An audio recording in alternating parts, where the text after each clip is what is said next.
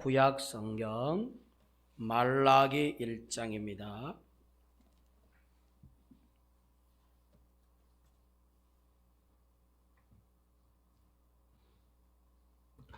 구약 성경 말라기 1327페이지에 있습니다. 말라기 1장 1절부터 14절까지 제가 봉독해 드리겠습니다. 구약 성경 말라기 1장 1절 여호와께서 말라기를 통하여 이스라엘에게 말씀하신 경고라. 여호와께서 이르시되 내가 너희를 사랑하였노라 하나 너희는 이르기를 주께서 어떻게 우리를 사랑하셨나이까 하는도다. 나 여호와가 말하노라. 에서는 야곱의 형이 아니냐. 그러나 내가 야곱을 사랑하였고 에서는 미워하였으며 그의 산들을 황폐하게 하였고 그의 산업을 광야의 이리들에게 넘겼느니라. 에돔은 말하기를 우리가 무너뜨림을 당하였으나 황폐된 곳을 다시 쌓으리라 하거니와 나 만군의 여호와는 이르노라. 그들은 쌓을지라도 나는 헐리라. 사람들이 그들을 일컬어 악한 지역이라 할 것이요 여호와의 영원한 진노를 받은 백성이라 할 것이며 너희는 눈으로 보고 이르기를 여호와께서는 이스라엘 지역 밖에서도 크시다 하리라.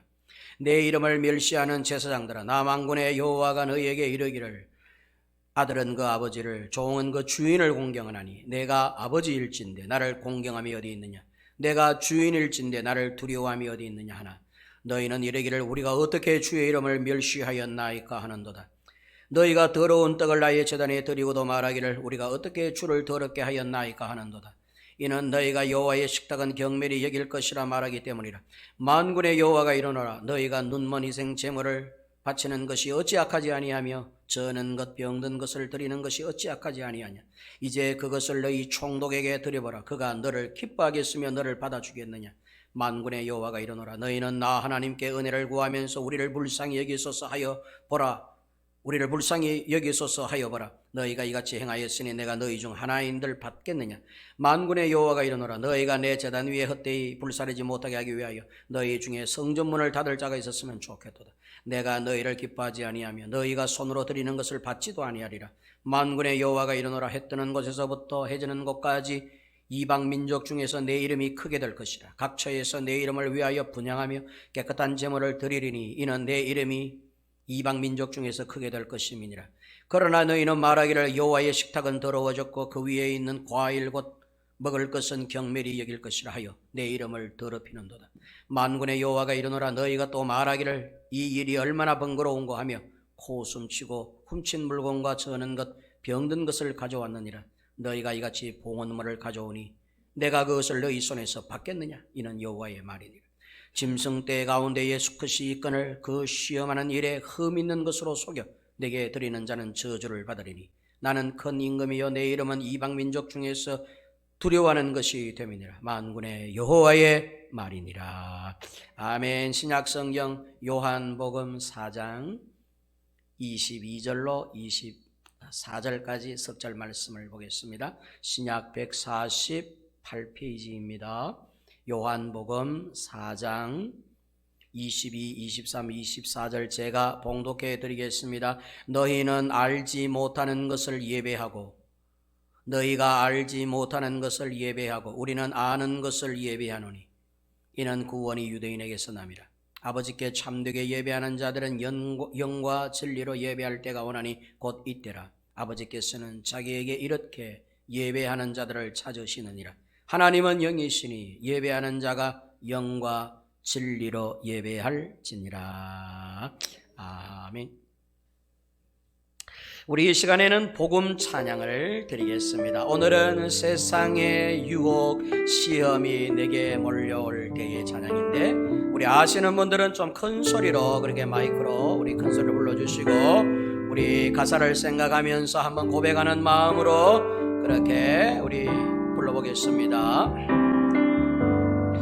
세상의 유혹 시험이 내게 몰려올 때에 나의 힘으론 그것들 모두 이길 수 없네. 거대 거대한 폭풍 가운데 위축된 나의 영혼 어찌할 바를 몰라 헤매이고. 우리 한 번 더 1절을 한 번 더 불러봅니다. 세상의 유혹 시험이 내게 몰려올 때에 나의 힘으론 그것들 모두 이길 수 없네. 거대한 폭풍 가운데 위축된 나의 영혼 어찌할 바를 몰라 헤매고 있을 때 주를 찾냐 손을 들고 찾냐. 전쟁은 나에게 속한 것 아니냐며. 주를 찾냐 손을 들고 찾냐. 전쟁은 하나님께 속한 것. 2절 거짓과 속임수로 가득 찬 세상에서 어디로 갈지 몰라 머뭇거리고 있네. 공중의 권세 잡은 자 지도 우리들은 실패와 절망으로 넘어뜨리려. 3절 주의를 둘러보며 주의를 둘러보며 아무도 없는 듯 믿음의 눈을 들면 보이는 분 계시나며. 지금도 내 안에서 역사하고 계시는 사망과 어둠의 권세 물리치신 예수. 아멘. 주를 찾냐 손을 들고 찾냐. 전쟁은 나에게 속한 것 아니냐며. 주를 찾냐 손을 들고 찾냐. 전쟁은 하나님께 속한. 후렴을 불러봅니다. 주를 찾냐 주를 찾냐 손을 들고 찾냐. 아멘. 전쟁은 나에게 속한 것 아니냐며. 주를 찾냐 손을 들고 찾냐. 전쟁은 하나님께 속한 것이. 아멘. 성도 여러분, 전쟁은 누구께 속해 있다? 고백해 보세요. 누구께 속해 있어요? 내게 속해 있어요? 하나님께 속해 있어요. 따라합니다. 인생의 싸움은, 인생의 전쟁은 하나님 손에 달렸다. 믿습니까? 골리앗을 때려 눕혀 승리할 수 있는 것은 다윗의 손에 달린 게 아니에요. 다윗이 고백하잖아요. 그때, 그지요? 전쟁은 하나님께 속한 것인지 전쟁의 이김과 짐은 여호와의 손에 달렸다. 오늘 하나님이 너를 무너뜨려 하나님이 우리 인생을 승리하게 하신다는 것을 보여주겠다. 그래서 물맷돌을 던져 다윗이 이기는데 이는 다윗의 싸움이 아니라 하나님의 싸움이 있었어요. 그러니까 세상에 이 권세인 골리앗이 하나님을 이길 수 있습니까? 못 이기죠. 그래서 하나님이 다윗에게 이스라엘 백성들에게 승리를 안겨다 준 것입니다. 그러므로 여러분, 전쟁은, 우리의 싸움은 우리에게 달린 게 아니라 하나님께 달려 있습니다. 그러므로 우리가 하나님을 예배할 이유가 있고 하나님을 찾아야 하는 이유가 있고 하나님을 의지하고 기대해야 될 이유가 거기에 있는 거예요. 내 인생 내 마음대로 될 것 같지요? 절대로 내 마음대로 되는 인생 아닙니다. 왜? 내 인생 내 게 아니거든. 이거 하나님 것이거든. 그러니까 하나님이 우리 인생의 전쟁, 인생의 싸움의 주인인 것입니다. 전쟁은 하나님께 속한 것이. 이 고백이 저와 여러분들의 신실한 고백이 되시기를 주님의 이름으로 축원합니다. 네. 한번 따라 할까요? 교회 문 왜 닫아 거셨나? 다시 한번 교회 문 왜 닫아 거셨나?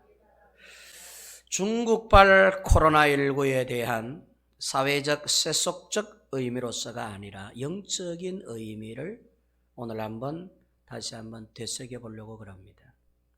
하나님은 왜 어느 한 나라고 예외 없이 세상 모든 나라들에게 마치 과거 이스라엘이 홍해를 건너기 전 애굽을 치셨던 10가지 재앙 중 하나였던 돌림병과 같은 중국발 코로나19 돌림병으로 전 세계를 치셨을까? 거기에는 교회도 예외가 아니었어요. 믿는 자도 믿지 않는 자도 예외가 없어요. 하나님이 인류 전체를 통치해 가실 때에는 전 세계에 살고 있는 모든 사람이 영향을 받을 것입니다.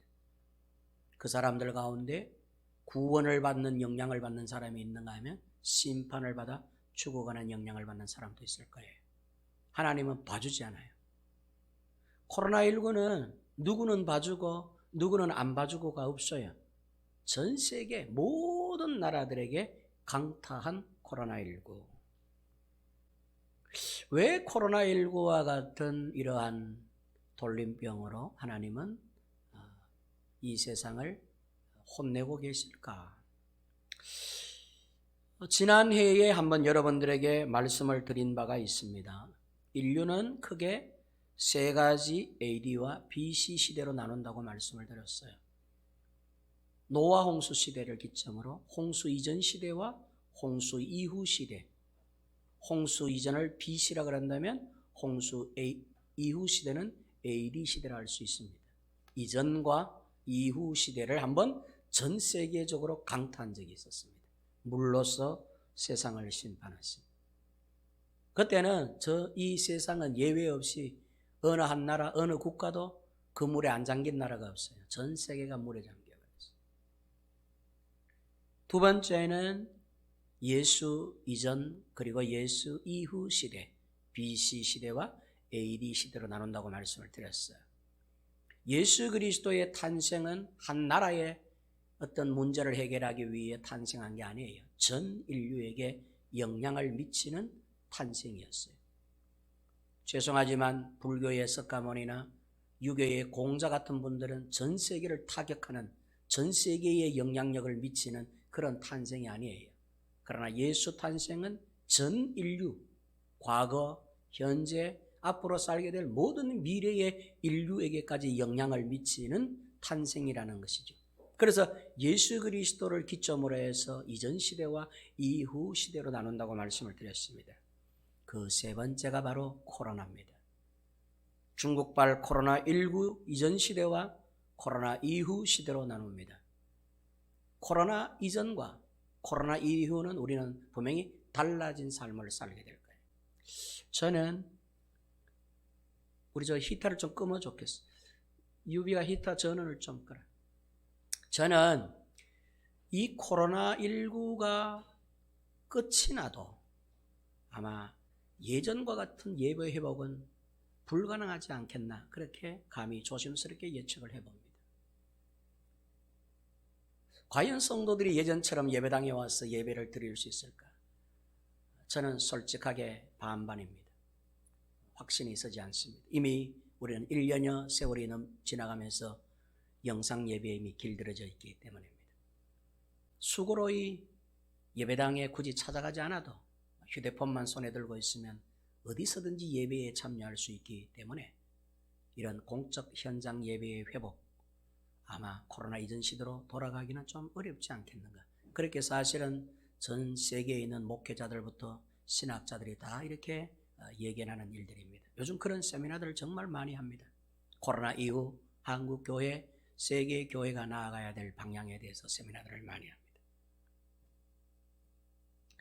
그래서 이 코로나19 이전 시대와 이후 시대로 나눕니다. 그런데 놀라운 거는 노아 홍수 이전 시대와 이후 시대, 예수 탄생 이전 시대와 이후 시대, 코로나19 이전 시대와 이후 시대에도 불구하고 이런 어떤 강력한 어떤 세계적 타격을 입었음에도 불구하고 자기를 자성하고 자기를 돌아보며 변화하는 사람은 20%에 지나지 않는다는 사실입니다. 노아 홍수 이후 시대에도 변화된 사람은 신학자들은 예측하기를 20%밖에 변하지 않았다. 80%는 여전히 변하지 않는 것입니다. 예수 탄생 이후 시대, 예수 그리스도님이 탄생한 이후 오늘날 이 2000년을 살면서 그러면 우리 어떤 인생들은 얼만큼 변하고 달라졌는가? 간단하게 이야기하면 예수 믿기 전 나와 예수 믿고 난 이후의 나의 삶의 변화는 어느 정도 변했는가 할 때 기껏 20%밖에 안 된다는 것입니다. 80%는 여전히 옛 속성에 질들어져 있어서 80%는 여전히 불신앙이 우리 마음에 가득해서 내 자신이 20% 예수 믿고 달라진 이 부분 갖고 믿음 생활하고 신앙 생활을 한다는 것이죠. 80%는 여전히 닫혀있고 불만이 있고 하나님에 대한 불신이 가득한 80%가 내 안에 존재한다는 것입니다. 변화된 것은 20%밖에 없다. 저는 우리 좋은 교회 성도 여러분들이 그럼에도 불구하고 변화된 20%가 되시기를 주의 이름으로 축원합니다. 축원합니다. 우리 한국 교회는 거의 1년여 가까이 중국발 코로나19로 인해 자유민주주의 국가 미국몽이 아니라 사회주의 공산국가 중국몽에 아직도 필이 박혀 있는 문재인 정부의 행정조치에 의해 국계 교회문은 닫혀 있습니다. 2.5단계에선 20명 이하 예배자가 허용이 됐었어요. 5,000석, 만석, 2만석이 넘는 교회에 20명만 앉아서 예배를 드리는 것이죠. 20%만 앉아서 예배를 드려요. 웃기는 넌센스입니다. 우리 교회 같은 경우에만 해도 스태프들만 해도 한 10명쯤 넘는데 요 조그마한 교회도 이 예배를 돕는 스태프만 해도 10명이 넘는데 하물며 교인이 1000명이 되고 10,000명이 되고 5만 명이 넘어가는 교회 여러분 스텝은 200명, 1000명이 되는데 20명만 예배를 드리라고 하는 것은 스텝 20명이 여러분 어떻게 예배를 도울 수 있겠습니까? 스텝만 해도 100여 명, 200명이 넘는 스텝진들이 예배를 돕는 그런 큰 교회당이 20%만 예배를 이런 교회 예배 드리지 말라는 것이. 한국 교회의 문은 1년여 세월 동안 굳게 닫혀 있습니다. 지금도 닫혀 있습니다. 이제 정부 발표로 1.5단계가 이제 발표가 됐습니다. 지방은 1.5단계 발표로 30명 이하는 예배할 수 있다고 허용이 내려졌습니다. 30명까지는 모여서 예배를 드려야 된다. 왜 30명이면 코로나에 안 걸리고 30명이 넘으면 코로나에 걸린다는 생각을 하게 될까요? 가족 5인 이상이면 코로나에 걸리고 가족 5인 이하면 코로나에 안 걸리나요? 여러분 이거는 참 우리가 합리적 이성적으로만 생각해도 개그 콘서트보다도 더 웃기는 정치 아닙니까? 이제는 설이 끝나고 나니까 정부에서는 직계 가족들은 5인 이상 모여도 가능하다. 단 부모님이 없으면 형제들 5명은 모이면 안 된다. 또 이렇게 또 이제 또 지침을 내렸습니다. 저는 무슨 우차사 개그맨 콘서트 하는 줄 알았어요. 개그 콘서트 하는 줄 알았어요. 형제들 5명이 모이면 코로나에 걸리고 부모님을 모시고 5명이 모이면 코로나에 안 걸립니까? 뭐 웃자고 하는 소리인지 한심하게 그지없는 정책임에 틀림없습니다만은 그러나 대한민국 국민들 정말 말 잘 듣고 순종들 잘합니다. 5명 모이면 서로 고발하고 며느리가 고발해가지고 상금을 타먹고 전라도 같은 경우에는 시댁 식구들 5명 이상 모였다고 누가 고발했냐? 며느리들이 고발을 해요. 이런 일들이 여러분 참 어떻게 이게 가능할까요? 북한처럼 이제는 우리끼리 서로 고발하는 민족이 된 것이죠. 고발하는 국가가 되어버린 것입니다. 5명만 모였다면 사진 찍어가지고 올려가지고는 상금을 타먹고 식당 같은 경우 5명이 들어가면 누군가가 사진 찍어가지고 그거 갖고 여러분 이득을 취하는 자들이 있는 것이죠. 참 한심스러운 나라가 아닐 수가 없습니다. 그런데 정말 교회의 문을 정부가 닫게 한 것일까? 정말 이 한국 교회의 문을 중국발 코로나19나 중국몽에 지금 또 필이 박혀 있는 문재인 정부가 닫아 걸게 한 것일까? 영적인 의미, 영적인 안목, 하나님 편에서 보면 그게 아니다라고 하는 답을 얻습니다. 그들이 한국 교회의 문을 닫아 걸게 한 게 아니라는 것입니다. 영적인 의미, 은밀한 하나님의 손길과 섭리의 차원에서 보면 정작 교회의 문을 닫아 걸어 잠근 것은 중국발 코로나19도 아니고 중국몽 문재인 정부도 아닙니다. 교회의 문은 하나님이 닫아 거신 것입니다. 이게 서글픈 현실입니다. 하나님이 교회의 문을 닫아 걸어라. 교회의 문 폐쇄하고 교회 출입을 통제하고, 다만 코로나19를 사용해서 문재인 정부의 행정조치를 사용해서 하나님이 교회의 문을 닫아 걸게 하신 것입니다. 이것이 제가 영적인 눈으로 바라보는 지금 현재의 세상 모습입니다.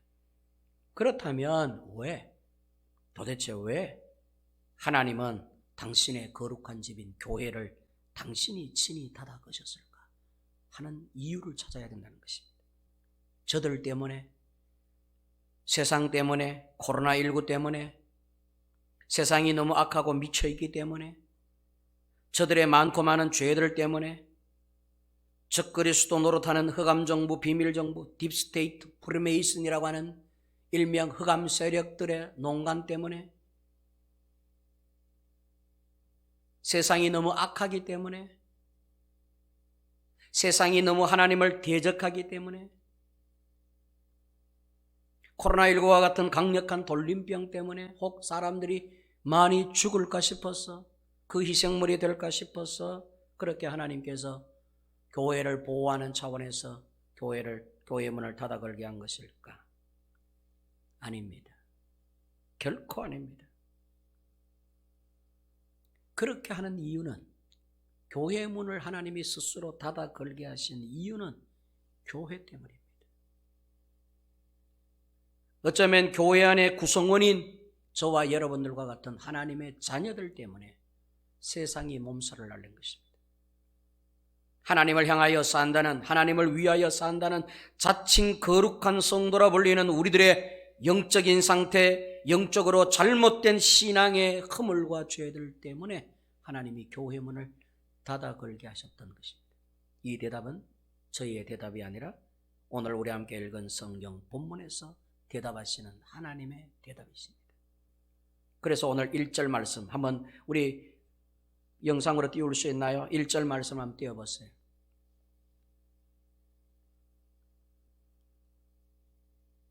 (1절) 말씀 해놨잖아요. 거기에다 PPT에다 올려놨을 건데,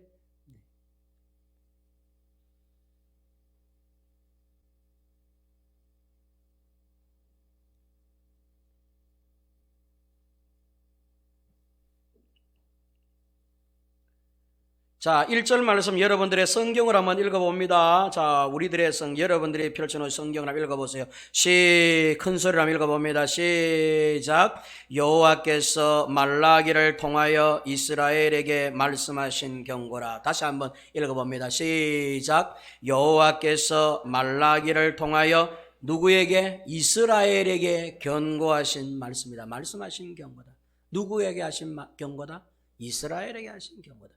자, 말라기의 내용, 오늘 우리가 분석해드릴 1절 이하 14절까지의 이 경고의 말씀은 누구에게 하는 것이다? 누구에게 하는 것이다? 9절을 띄워놓으세요. 9절, 성경 9절을 띄워놓으세요. 누구에게 하는 것이다? 이스라엘에게 하는 것이다. 세상 사람들에게 경고하는 게 아니에요. 이스라엘에게 경고하시는 말씀이다.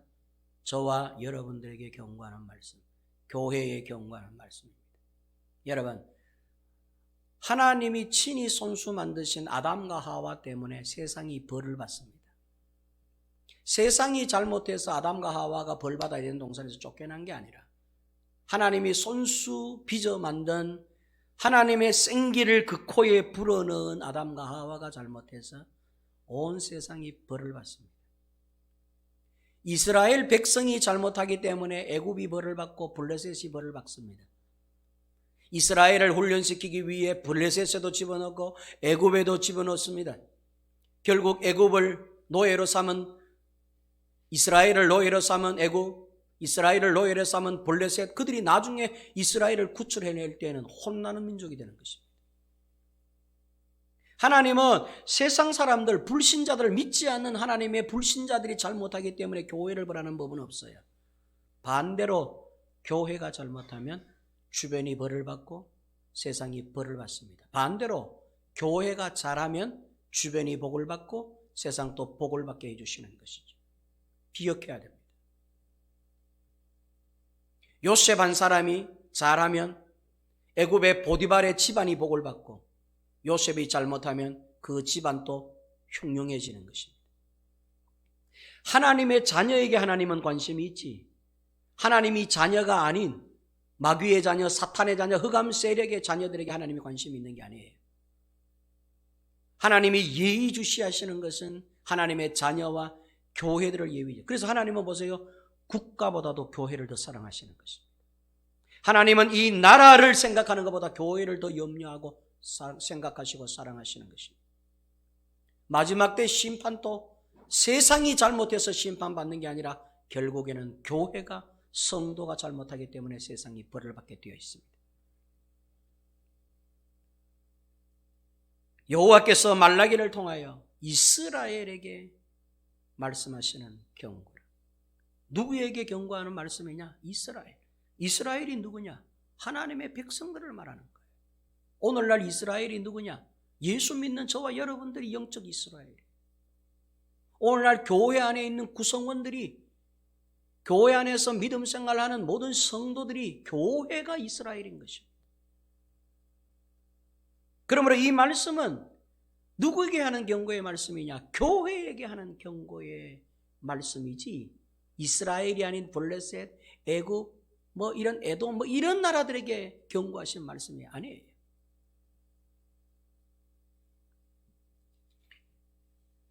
그러면 왜 하나님이 이렇게 이스라엘을 경고하시느냐? 왜 하나님이 이런 중국발 코로나19와 같은 돌림병을 통해서 한국 교회를 이렇게 문을 닫게 하시고 교회를 힘들게 할 뿐 아니라 세상 모두를 이렇게 힘들게 하실까? 교회가 뭘 잘못했기 때문에. 그게 오늘 본문에 기록이 되어 있습니다. 우리 2절 말씀 한번 보겠습니다. 2절 말씀 우리 빔 프로젝터로 나오나요? 2절, 6절, 7절 말씀 한번 띄워보자. 2절 말씀 우리 한번 읽어봅니다. 시작. 여호와께서 이르시되 내가 너희를 사랑하였노라 하나 너희는 이르기를 주께서 어떻게 우리를 사랑하셨나이까 하는도다. 나 여호와가 말하노라. 에서는 야곱의 형이 아니냐? 그러나 내가 야곱을 사랑하였고. 자, 여호와께서 이르시되 내가 너희를 사랑하였다 하는데, 너희는 말하기를 하나님이 언제 어떻게 우리를 사랑하였는가라고 따진다는 것입니다. 그렇게 속마음을 품고 있다는 것입니다. 자, 저를 보세요. 하나님이 사랑하신다 그러는데도 우리는 하나님의 사랑을 의심한다는 거예요. 하나님의 사랑을 믿지 못한다는 것입니다. 하나님의 사랑을 의아해한다는 것이죠. 하나님의 사랑에 의문을 품는다는 것입니다. 하나님이 나를 사랑하신다는데 우리는 한 주 동안 살면서 우리에게 벌어지는 여러 가지 상황 앞에 정말 하나님은 나를 사랑하실까? 내가 이 모양, 내가 지금 현재 이 형편이 되었는데도 하나님은 나를 사랑하고 기억하실까? 이게 우리 속에 있는 품는 마음이라는 것입니다. 하나님은 난 너를 사랑해. 난 너를 선택해서 애굽은 미워하고 애굽은 선택하지 아니하고 야곱을 선택해서 야곱을 이스라엘 되게 한 것처럼 내가 너를 선택해서 그러므로 나는 너를 책임져 너를 사랑해라고 야곱을 통하여 증명해 보이셨는데도 불구하고 너희들은 언제 하나님이 우리를 사랑한 적이 있어? 언제 하나님이 나를 사랑한 적이 있어? 라고 마음으로 품는다는 것이죠. 그걸 하나님이 보인다는 거예요. 6절 말씀 한번 읽어봅니다. 6절 말씀 시작. 내 이름을 멸시하는 제사장들아, 나 만군의 여호와가 너희에게 이르기를 이들은 그 아버지를, 아들은 그 아버지를, 종은 그 주인을 공경하느니 내가 아버지일진데 나를 공경함이 어디 있느냐? 내가 주인일진데 나를 두려워함이 어디 있느냐 하나. 너희는 이르기를 우리가 어떻게 주의 이름을 멸시하였나이까 하는도다. 자, 보세요. 하나님이 두 번째는 나는 공경받아야 되고 나는 두려움의 대상이 되어야 되고, 그런데도 불구하고 너희들은 나를 공경하지도 않고 나를 두려워하지도 않는다는 것입니다. 하나님은 아버지로서 공경을 받고 주인으로서 두려움의 대상이 되고, 하나님은 공경과 경배와 위하심과 주인으로서의 그 위엄과 그 권위를 인정받으시면서 우리에게 그야말로 두려운 존재가 되어야 하심에도 불구하고 너희들은 나를 두려워하지도 않고 공경하지도 않고 오히려 나의 밥상을 멸시한다는 것이죠. 나의 식탁을 멸시하고 나를 멸시하는 것. 7절 한번 읽어보겠습니다. 7절 시작. 너희가 더러운 떡을 나의 제단에 드리고도 말하기를 우리가 어떻게 주를 더럽게 하였나이까 하는도다. 이는 너희가 여호와의 식탁은 경멸히 여길 것이라 말하기 때문이라. 자, 보세요. 하나님을 경멸히 여긴다는 거예요. 너희는 여호와의 식탁은 경멸히 여길 것이라 말하기 때문이라. 하나님이 차려놓은 밥상, 하나님이 너희에게 베풀어 주신 은혜와 사랑을 너희들은 경멸한다는 거예요. 이 경멸이라고 하는 단어는 멸시한다, 모독한다, 업신여긴다, 함부로 생각한다라고 하는 뜻입니다. 바자라고 하는 단어예요. 그 뜻이 그런 뜻입니다. 경멸이라는 뜻이 함부로 한다, 멸시한다, 우습게 생각한다. 하나님을 사랑하지도 않고 하나님을 공경하지도 않고 하나님을 전심으로 두려워하지도 않고 오히려 하나님을 우습게 여기고 하나님을 모독하고 하나님을 가볍게 여기고. 과거 여러분 아브라함의 조카 롯처럼, 롯의 사위들처럼 하나님의 징계의 말씀, 심판의 말씀을 들었음에도 불구하고 그 말씀을 농담으로 여긴 것처럼 하나님의 말씀을 아주 가볍게 생각합니다. 이스라엘이 그렇다는 거예요. 불신자가 그런 게 아니라 이스라엘이 그렇다는 거죠. 주의 백성들이 교회 안에서 성실하게 예배하고 믿음생활, 교회생활, 신앙생활하는 우리들이 그랬다는 거예요. 아닌 것처럼 그렇게 우리가 믿음생활, 신앙생활 하지만 하나님은 그 속을 보시고 중심을 보시니 아시는 것이죠. 우리가 드려지는 예배가 얼마나 포장이 되어 있는지, 우리가 성실하게 수고하는 주일 봉사가 얼마나 포장이 되어 있는지, 미화되어져 있고 포장되어 있고 거기에 숨어지는 것이죠. 우리의 숨는 바위는 그런 믿음, 신앙생활과 같은 근사한 포장지들이 그 속에 숨어 있는 것이죠. 이게 이스라엘이었어요.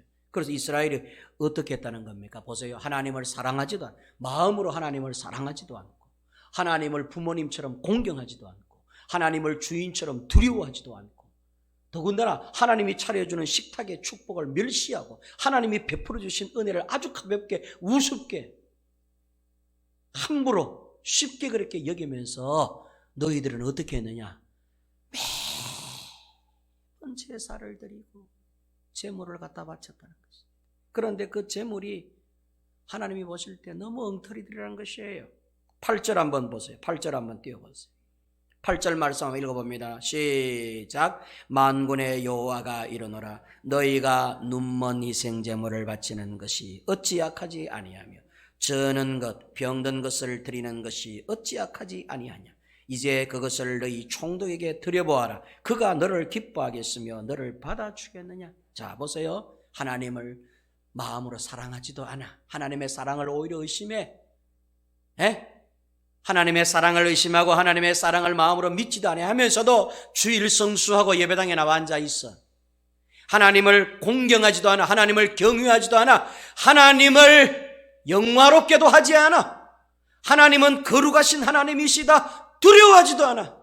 솔직하게 그런 생각, 그런 두려움, 그런 공경함이 우리의 마음에 채워져 있지 않아. 오히려 하나님께서 베푸시는 말씀, 하나님의 뜻이라는 것, 하나님이 오늘 내게 하시는 이 레마의 말씀이라는 것 자체도 우습게 여겨.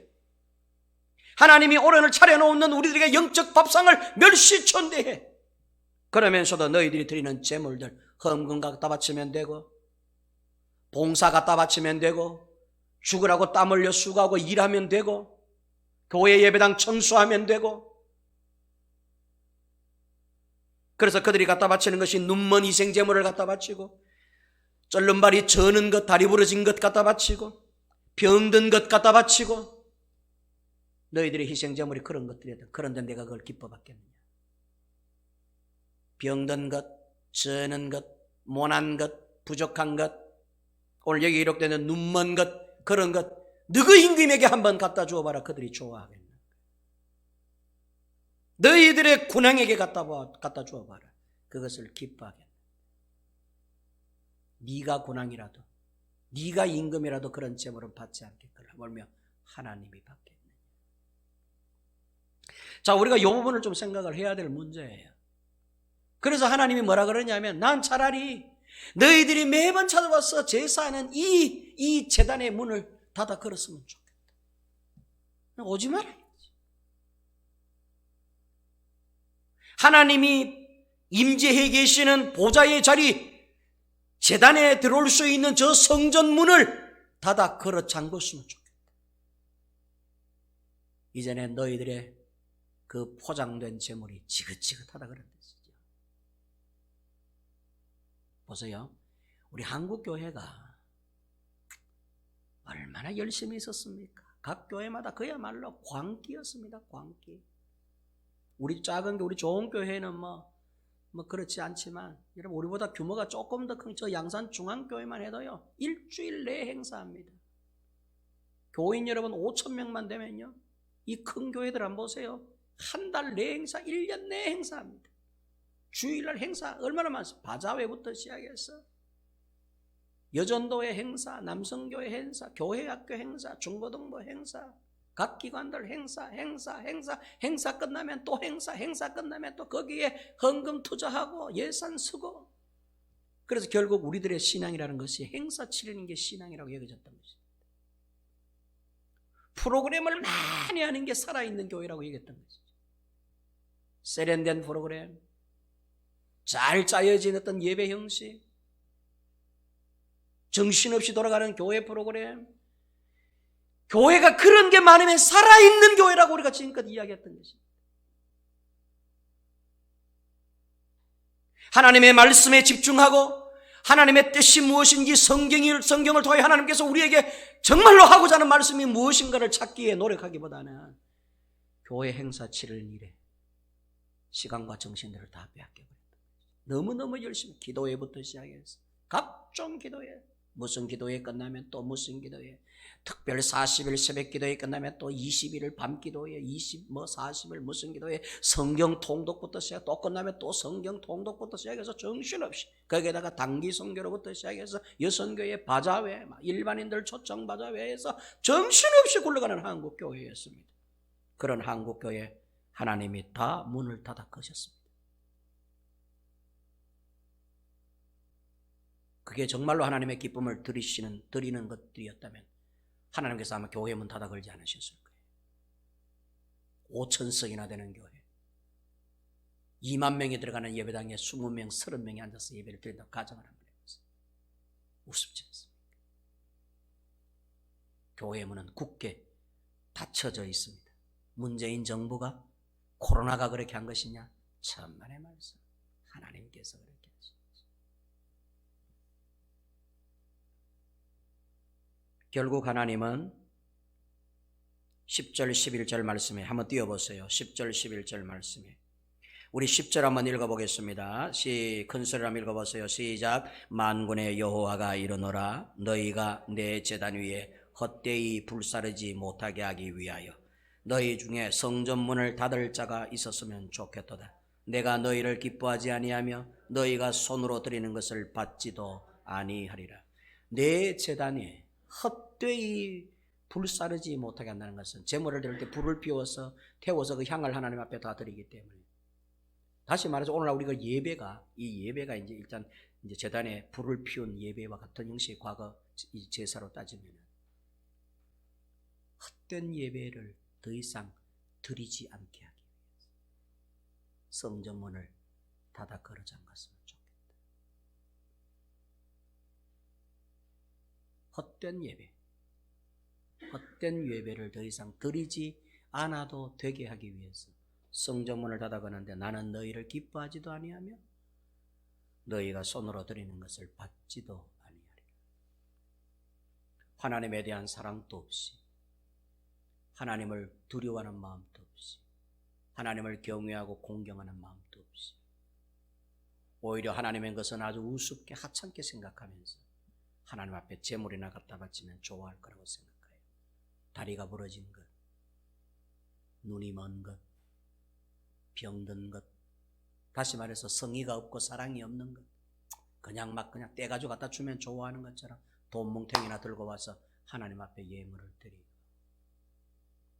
주에 대한 사랑, 주님에 대한 공경과 두려움도 없이, 오히려 그 속은 오히려 하나님의 은혜에 대한 기대감도 없고 하나님의 은혜를 아주 우습게 생각하면서도 죽으라고 교회에다가 열심히 하고 뛰어다니면 하나님 기뻐하실 것처럼 우리의 마음은 병들고 눈먼 채 그렇게 하나님 앞에 열심히 있는 신앙생활을 했던 것이죠. 이게 여러분 한국 교회의 모습이었어요. 솔직하게 교회 문을 닫아가셨다. 11절 말씀 읽어봅니다. 시작. 만군의 여호와가 이르노라. 해 뜨는 곳에서부터 해 지는 곳까지의 이방 민족 중에서 내 이름이 크게 될 것이라. 각처에서 내 이름을 위하여 분향하며 깨끗한 제물을 드리리니 이는 내 이름이 이방 민족 중에서 크게 될 것입니다. 깨끗한 제물을 이제는 드리게 할 것이다. 이스라엘 너희들이 아닌 이방의 손길을 통해 그들이 깨끗한 제물을 갖고 와서 분향하며 드릴 것이다. 이 분향한다는 말은 기도가 담긴 것을, 기도의 향을 말합니다. 신약시대의 성도들의 기도를 분향이라고. 기도는 분향, 하나님께 향을 드리는 게 기도예요. 그래서 여러분 봐요. 우리가 열심히 있게 기도하면 하나님이 그것을 향 맡듯이 냄새를 맡는다는 거예요. 여러분, 하나님의 구약의 그 제단은 성전 안에 들어가면은 오른쪽에는 여러분 진설병이 놓여 있고 왼쪽 편에는 진설병이 놓여 있고 오른쪽 편에는 진설병이 놓여 있고 왼쪽 편에는 떡상이 놓여져 있습니다. 그리고 앞에는 분향단이 있습니다. 이 분향단에는 늘 향을 피워서 향내가 성전 안에 가도 이게 기도를 말하는 거예요. 하나님께 우리가 올려드리는 이 기도를 하나님께서 흠량하여 흡입하시는 것을 뜻하는 것입니다. 기도가 담긴 깨끗한 제물을 드리게 할 것이다. 그 이전의 모든 제물은 쉽게 하면 부족한 제물이었죠.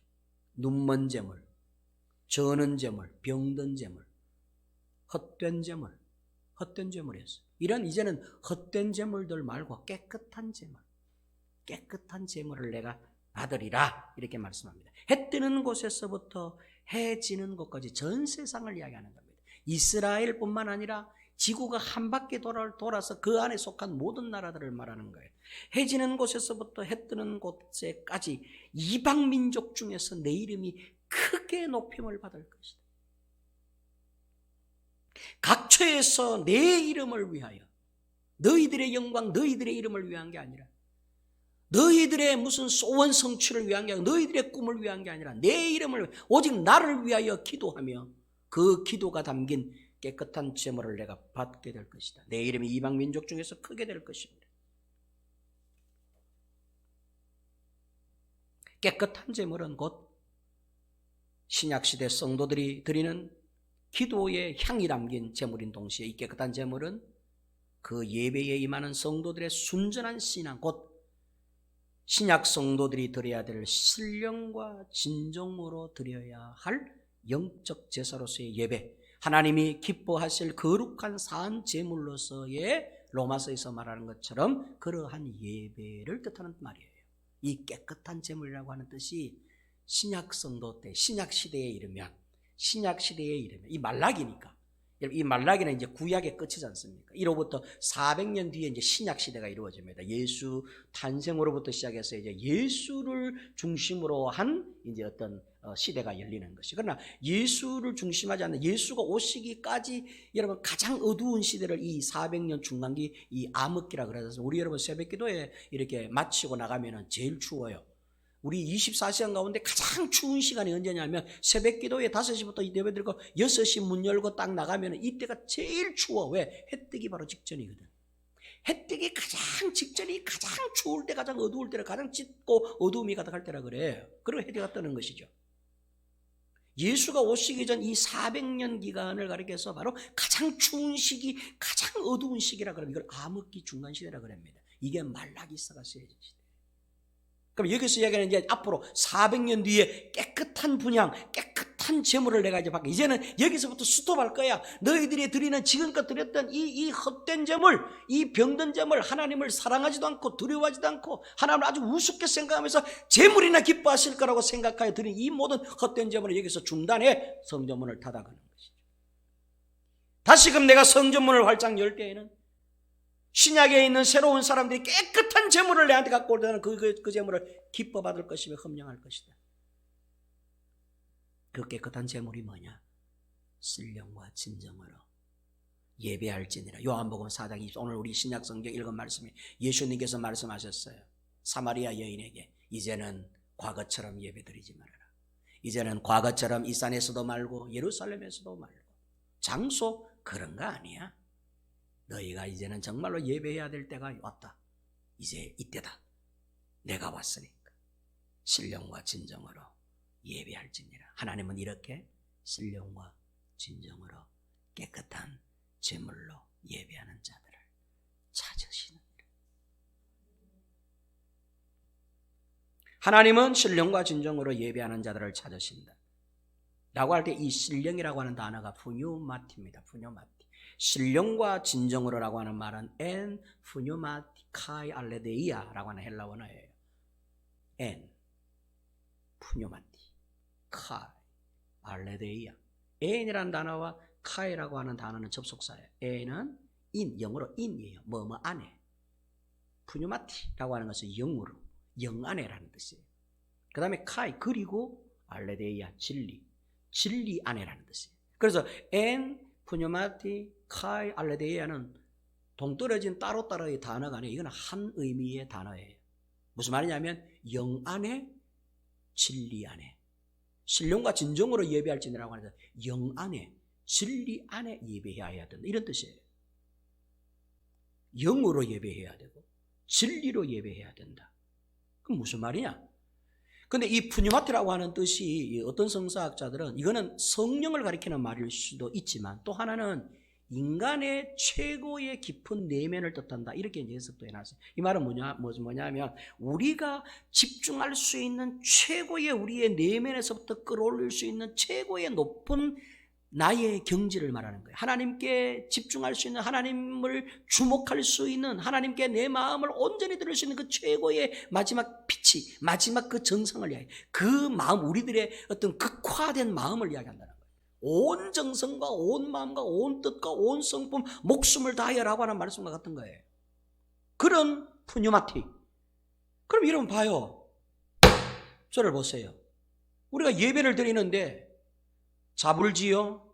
졸고 앉아있지요? 이건 절대로 푸뉴마티가 아닌 거예요. 예배당에 1시간 동안 앉아있으면서 머리는 장사하는 데가 있고 사업하는 데가 있고 이거 절대로 푸뉴마티가 아니에요. 그런데 우리는 지금껏 그렇게 예배를 했어요. 예배당에 와서 자고 집에서 자는 게 아니라 여기 와서 자고 막 예배당에서 설교 시간에 자고 예배 시간에 자불고 졸다가 축도 합시다 하면 깨가지고 그냥 막 정신 차려가지고 나가는 거. 그렇게 여러분 우리는 습관적으로 예배, 그게 그렇게 예배하면 하나님 기쁨 받는 줄 알았어. 거기다 막 11조 꼬박꼬박 내고 감상금 꼬박꼬박 내고 성경금 건축금 꼬박꼬박 드리면 하나님께서 기쁨 받을 줄 아는데 그 모든 재물은 헛된 재물에 불과하다는 것이죠. 저는 것, 병든 것, 눈먼 것에 지나지 않는다고 하나님께서 지부하십니다. 하나님이 정말로 기뻐받고자 하는 것은 하나님을 사랑하는 그 마음을 기뻐받고, 하나님을 공경하는 그 마음을 기뻐받고, 하나님을 두려워하는 그 마음을 받고, 하나님의 축복을 기대하는 그 심정을 하나님께서 받기로, 그게 재물인데 우리의 속마음은 전혀 그렇지 아니하면서 재물이나 드리면 하나님께 기뻐받으시는 거예요. 한국 교회가 이렇게 좋죠. 어쩌면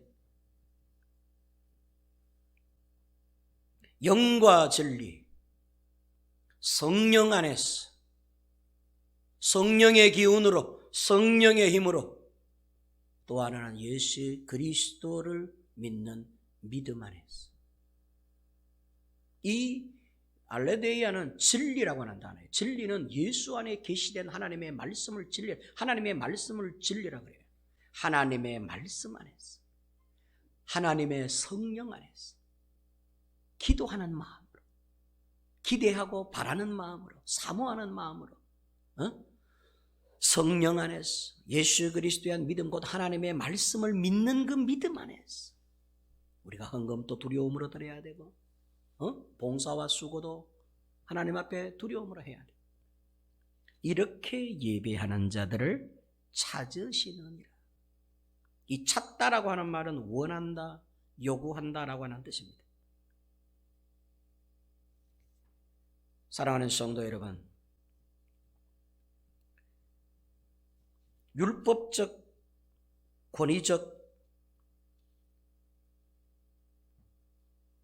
근엄하면서도 거만하게 그저 틀에 박힌 룰에 따라서 외형과 형식으로 장소나 교회 규모에 길들여져서 다분히 종교적 습관에 따른, 거기다가 세련되고 잘 짜여진 예배에 참석하고, 또한 그러한 예배에 얽매여 있고, 교회 행사에 지쳐있고, 교회 사업에 지치고, 교회의 빈틈없는 프로그램에 지치고, 교회의 경영에 지친 나머지 정신없이, 비몽사몽간에 마음없이, 뜻없이, 성품없이, 영적인 기대감도 없이 그저 그렇게 오늘도 때우는 식으로 주일 예배를 드리며 주일을 봉사하며 주일을 섬기고 있는, 전혀 달라짐이 없는 그런 헛된 예배, 그런 것에서부터 성전문을 닫아 걸어라, 이렇게 됩니다.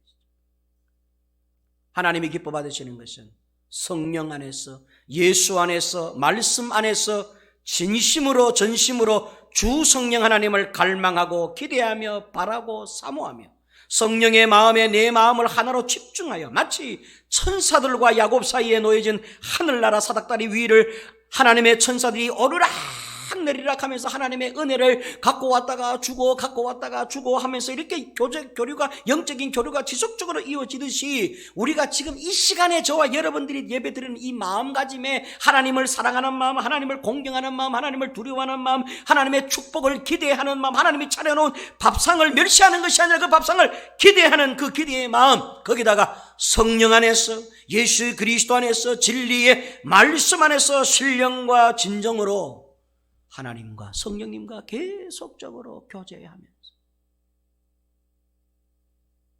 목사님이 증거하시는 저 하나님의 말씀을 들을 때에 그 말씀 안에서 내재하고 운행하고 계시는 성령 하나님의 교류가 내게 이렇게 지속적으로 이렇게 교감이 되면서 예배하는 것, 정신없는 모습으로, 비몽사몽간의 모습으로, 우왕좌왕하는 모습으로,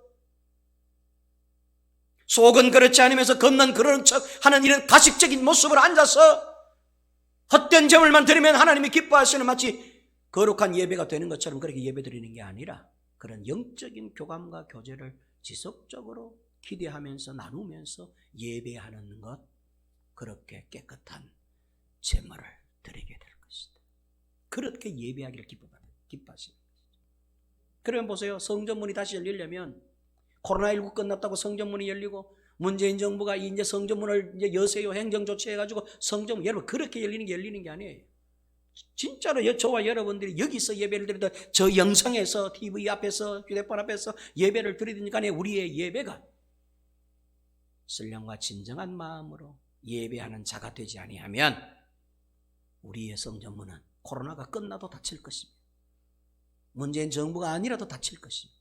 내 개인적 성전문은 굳게 폐쇄해야 된다는 것도 우리가 기억할 필요가 있습니다. 여러분, 신앙생활의 핵심은 뭐냐? 믿음 생활의 핵심은 뭐냐? 하나님 사역, 하나님 선교, 하나님의 일의 핵심이 뭐냐? 뭔 줄 아세요? 여러분, 뭔 줄 아세요? 제가 결론적으로 말씀을 드릴게요. 이상진 목사가 해야 될 하나님을 향한 최고의 사명, 여러분들이 하나님 앞에 해야 될 최고의 사명 뭐예요? 뭘 것 같아요? 여러분들이 교인으로서, 성도로서, 하나님의 자녀로서 여러분들이 하나님 앞에 뭘 하는 것이 신앙의 핵심이며 믿음 생활의 핵심일 것 같아요? 예배예요.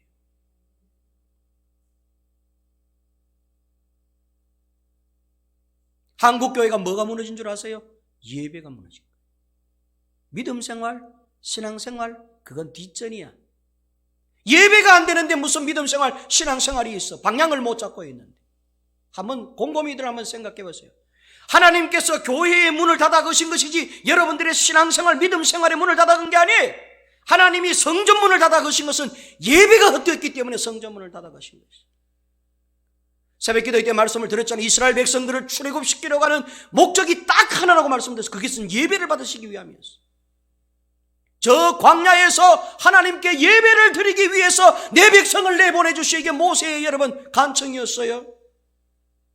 내 백성을 저 광야에 데려가서 깨끗하게 살게 하겠습니다. 모범된 삶을 살게 하겠습니다. 신앙생활, 믿음생활 아름답게 살게. 이것 때문에 여러분 하나님의 백성을 출애굽시킨 게 아니에요. 그곳에서 예배하기, 하나님을 찬양하며 즐거이 예배하기 위해서, 광야에서 예배하는 자들로 만들기 위해서 모세가 이스라엘 백성들을 끄집어냈다니까. 그랬더니 애굽의 왕 바로가 여기서 그렇게 예배하면 안 되겠냐라고 그랬어요. 여기서는 당신들의 사람들이 예배를 방해하고 당신들의 사람들이 싫어하는 여기서 온전한 예배가 되겠나 하니까 광야로 가서 우리끼리 하나님 앞에 찬송하며 예배하리다. 그게 여러분 모세의 강구였어요. 송현애 목사님이라고 제가 잘 알고 있는 지인 목사님이 계십니다. 굉장히 영적으로 뜨거운 목사. 이분이 여러분 외국에 선교를 많이 가시는데요. 저 이라크나 이란 이런 쪽으로 여러분 이렇게 선교를 가면 일주일 내에 예배만 드리고 온다는 거예요. 그래서 한 번은 목사님 말씀이 의미가 생겼어요. 이게 도대체 뭐 오늘도 월요일도 예배하고 화요일도 예배하고 수요일도 낮에 아침에도 예배하고 저녁에도 예배하고 점심때도 만났다 하면 가서 예배 드리는데 아니 내가 예배하려고 여기 선교하러 왔나? 내가 이 비싼 돈 들여가면서 내가 일주일 동안 보름 동안 선교하러 온 게 예배 드리기 위해서 선교를 하는데 어느 한 순간에 하나님께서 그래 예배를 위해서 네가 선교사로 파송받은 거야. 실제로요 해외 선교 나가 보면은 예배 드리는 게 하나님의 일의 전부야. 우리 IM 마이클 조 선교사님 필리핀에 우리 친구들 갔다 왔지요. 그 보름간 프로그램 한 달간 프로그램 중에서 핵이 뭔지 아세요? 저녁 예배예요. 7시 반부터 9시 반 2시간 동안 낮에 뭐 영어 공부하는 이거 전부 여러분 스페이스 이건 아무것도 아니야. 진짜로 그 선교사님과 그 선교사님들이 집중하는 것은 어디냐면 저녁 7시 30분 아이들을 불러놓고 열심히 있게 예배하고 찬송한다. 근데 그 예배 때문에 변화가 돼. 영어 공부해서 변화되는 게 아니야. 한국에서 문제 많은 아이들 거기에 가면서 어떻게 해서 변화되고 다 지금은 공부 열심히 하는 아이들도 다 변화가 됐어. 무엇 때문인 줄 아세요? 영어 공부 열심히 해서 천만의 말씀 프로그램이 좋아서 no. 그들이 그렇게 열심히 있는 자로 변화된 건 예배 때문에. 밤마다 다 예배하며 찬송하며 부르짖어 기도하고 하나님께 쓰임받게 해달라고 간구하는 그 여러분 예배의 요청이 하나님께서 그거 기뻐하시는 거예요. 평일날 뭐 낮에 뭐 공부 열심히 하는 거 뭐 필리핀 영어 잘하는 선생님 만나가지고 공부 열심히 다 하는 이거 기뻐하는 줄 아세요? 저녁에 모여서 하나님을 즐거이 노래 찬양 예배가 선교의 전부예요. 그런데 여러분 보세요. 우리는 보세요. 하나님이 오늘 이스라엘을 향한 경고의 말씀이라고 하는 게 여러분들의 믿음 생활, 신앙 생활 때문에 경고하는 게 아니야. 예배의 희생 제물이 잘못되기 때문에 경고하는 것이. 말라기서를 통하여 구약 시대를 문을 닫아버린 것이 400년 동안 이제는 지긋지긋하다. 구약은 이제 필요 없어. 이런 헛된 제물, 이런 헛된 예배 필요 없어. 진짜 예배를 드릴 때가 오는데 깨끗한 제물, 예수 믿는 믿음으로 예배를 드려야 된다고 여러분 이야기하는 거예요. 예수에 대한 믿음과 고백도 없이 그저 여기 현장에 앉아있으면 예배가 되는 줄 알고 착각하지 마. 마귀 새끼같이 앉아가지고.